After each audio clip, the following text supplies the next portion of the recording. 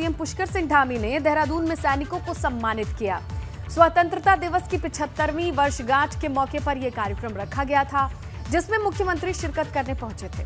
कार्यक्रम में सेना के कई अधिकारी और जवान भी शामिल होने के लिए पहुंचे।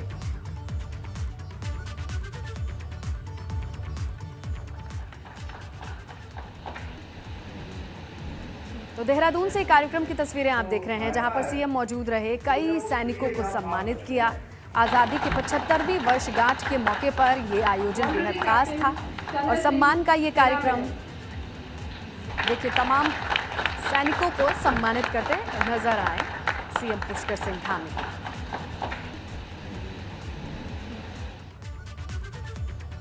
देश भर में स्वतंत्रता दिवस समारोह की तैयारियां चल रही हैं। राजधानी देहरादून में भी 15 अगस्त कार्यक्रम की तैयारियां चल रही हैं, मगर इस बार पुलिस लाइन में स्वतंत्रता दिवस का कार्यक्रम रखा गया है। कोविड संक्रमण के चलते सतर्कता के साथ इसे मनाया जाएगा। इसके लिए संख्या को भी सीमित रखने का प्रावधान है।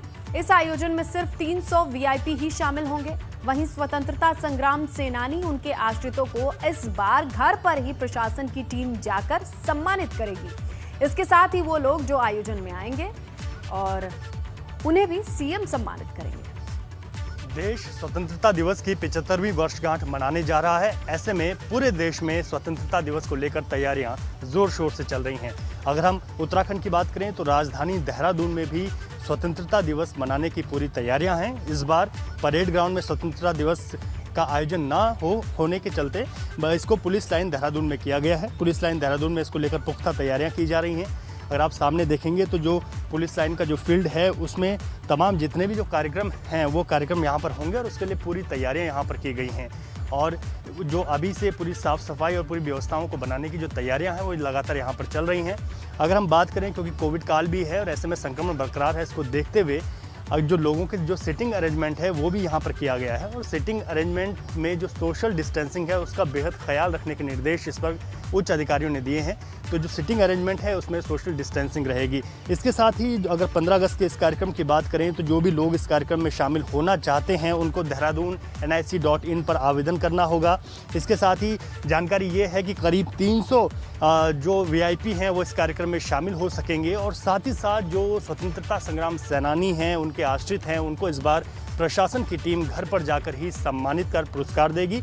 और जो यहाँ पर मुख्यमंत्री के द्वारा जो पुरस्कृत किए जाएंगे उन लोगों को RT-PCR की नेगेटिव रिपोर्ट लाकर ही यहाँ पर एंट्री मिल सकेगी। अपने सहयोगी निशांत चौहान के साथ रवि कैंतुरा, ABP गंगा, देहरादून। उत्तराखंड में सड़कों को गड्ढा मुक्त बनाने के लिए 15 सितंबर से बड़ा अभियान चलाया जा रहा है। इसे लेकर सीएम पुष्कर सिंह धामी ने अधिकारियों के साथ मीटिंग की, निर्देश दिया। खासकर PWD को निर्देश दिए गए हैं कि 15 सितंबर से पहले प्रदेश की जो सड़कें हैं, प्रमुख सड़कें हैं, उनको गड्ढा मुक्त बनाया जाए। सीएम ने अधिकारियों को साफ निर्देश दिए कि गड्ढों की वजह से किसी भी तरीके की दुर्घटना नहीं होनी चाहिए। इसके लिए बड़े स्तर पर अभियान चलाया जाए। सीएम पुष्कर सिंह धामी ने कहा कि केंद्र सरकार को सड़कों के लिए काफी प्रस्ताव भेजे गए हैं और भी प्रस्ताव भेजे जाने हैं। ये भी कहा कि प्रधानमंत्री नरेंद्र मोदी और सड़क परिवहन मंत्री नितिन गडकरी ने उत्तराखंड के सड़कों के निर्माण को प्राथमिकता पर रखा है। इसीलिए 4 धाम ऑल वेदर रोड हो या फिर भारत माला के प्रोजेक्ट्स हों, जिनके माध्यम से उत्तराखंड में बड़े स्तर पर सड़कों का निर्माण किया जा रहा है। तो इन सड़कों को गड्ढा मुक्त बनाने की ये कवायद है। देखिए, एक तो सड़कों के क्षेत्र में हमने कहा है कि अभी बहुत सारे प्रस्ताव हम भारत सरकार को भेजने वाले हैं। नए प्रस्ताव भेजेंगे, पुराने प्रस्ताव पूरे करवाएंगे। और मैं देश के यशस्वी प्रधानमंत्री नरेंद्र मोदी जी का, माननीय नितिन गडकरी जी का धन्यवाद करना चाहता हूं कि उन्होंने उत्तराखंड को अपनी प्राथमिकता में, सर्वोच्च प्राथमिकता में रखा है रोडों के क्षेत्र में।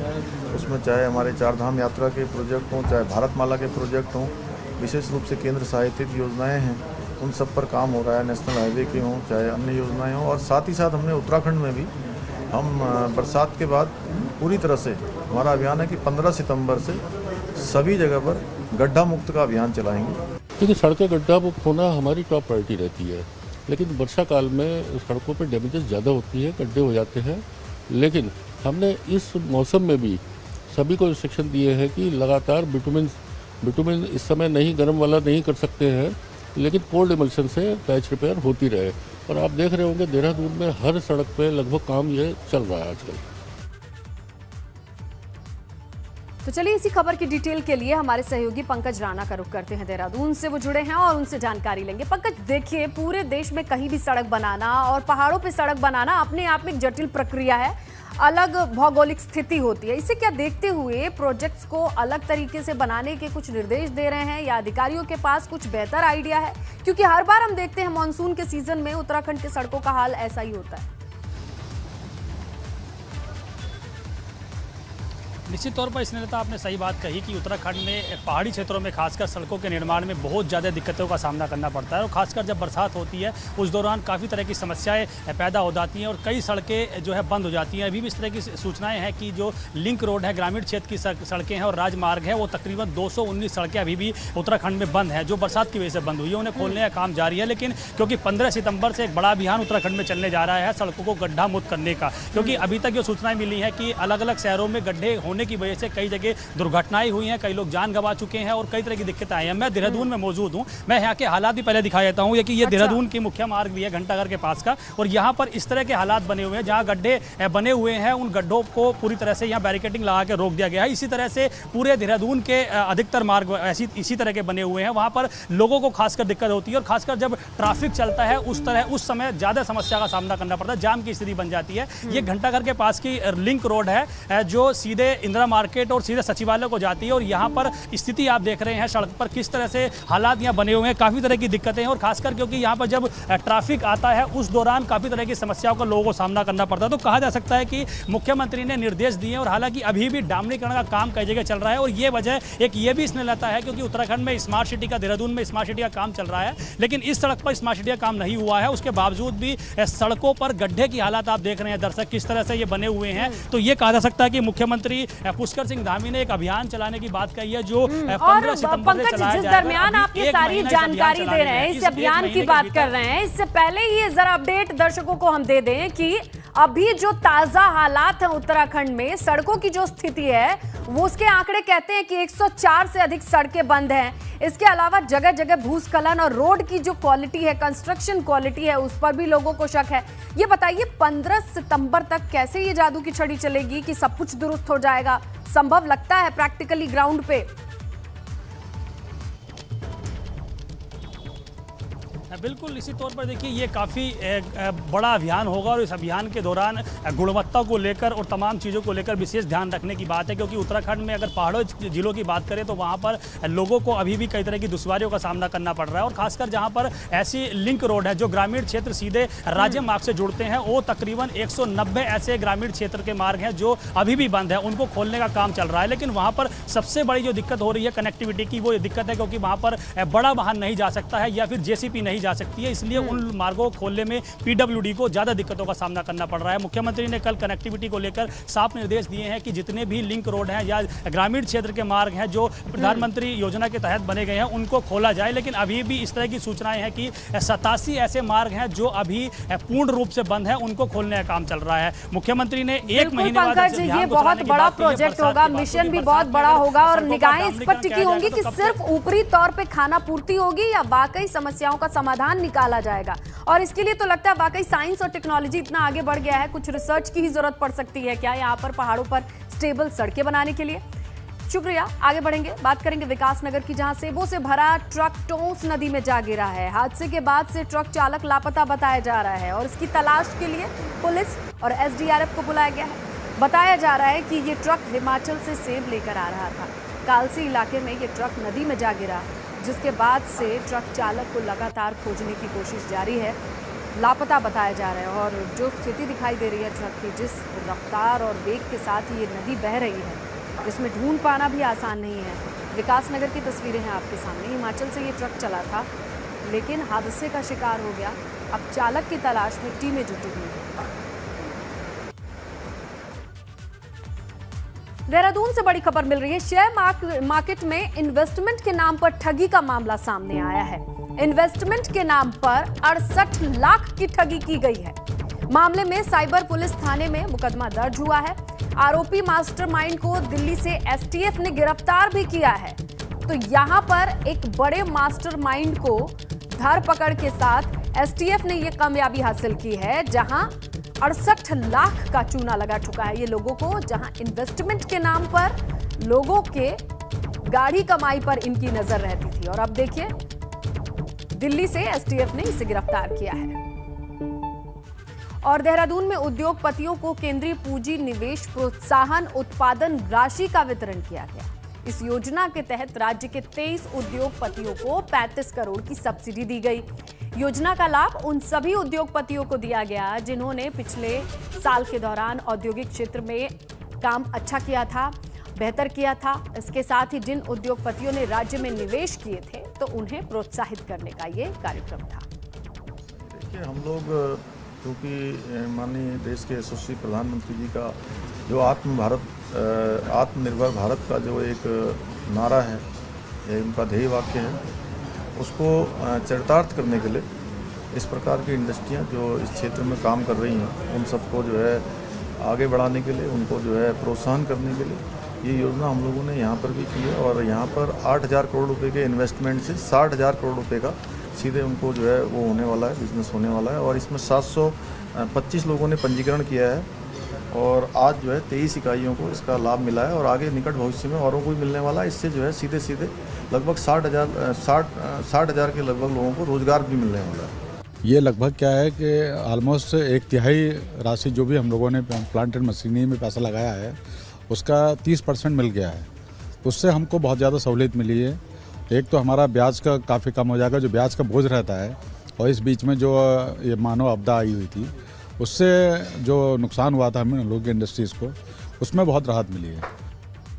मंत्री हरक सिंह रावत कोटद्वार पहुंचे और अपने आवास पर चेक वितरण किया। हरक सिंह रावत ने विवाह ट्रेनिंग और मृतोपरांत श्रमिक आश्रितों को करीब 35 लाख रुपए की धनराशि के 78 चेक दिए हैं। साथ ही इस मौके पर श्रम विभाग की ओर से आयोजित कार्यक्रम में लोगों को प्रधानमंत्री मानधन योजना की जानकारी भी दी गई। बता दें कि कोरोना महामारी की दूसरी लहर की वजह से चेक वितरण का कार्यक्रम नहीं किया गया था और अब उसे पूरा किया गया है।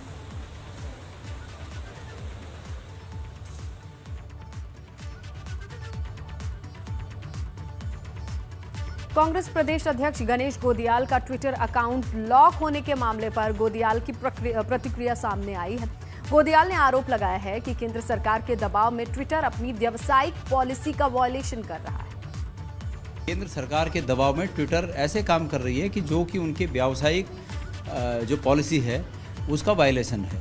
अपनी व्यावसायिक पॉलिसी का खुद ट्विटर भी वायलेशन कर रही है केंद्र सरकार के दबाव में। 7.5 साल से जब से केंद्र में भारतीय जनता पार्टी की सरकार बनी है, उनका एक ही मकसद है कि किसी तरह विपक्ष की आवाज़ को दबाया जाए।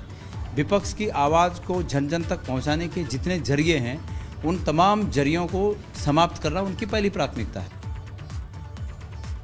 जोशीमठ में एक बार फिर खौफनाक तस्वीर सामने आई है, जहां चाई गांव के ठीक नीचे एक बार फिर पहाड़ी दरकने की और उसका एक बड़ा हिस्सा भरभराकर नीचे अलकनंदा नदी में गिरने की तस्वीर है। गनीमत ये रही कि कोई बड़ा अनहोनी या बड़ा हादसा नहीं हुआ।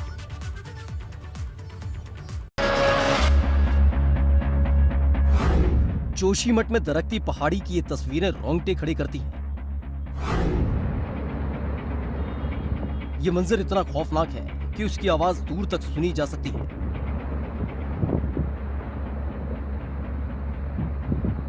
पहाड़ी ऐसे दरक रही है मानो किसी ने इसे बुरी तरह से हिला दिया हो।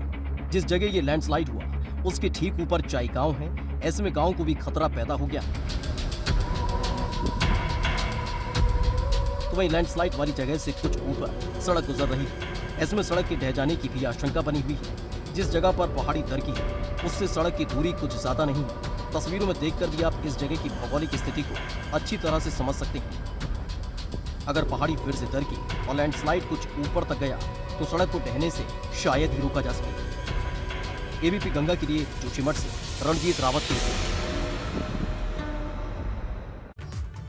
उधर पौड़ी में मॉनसून सीजन कई लोगों पर आफत बनकर टूट रहा है। बारिश की वजह से मकान गिर गया। यहां गनीमत ये रही कि घर में ये सो रहे लोग समय रहते बाहर आ गए, अपनी जान बचा पाए।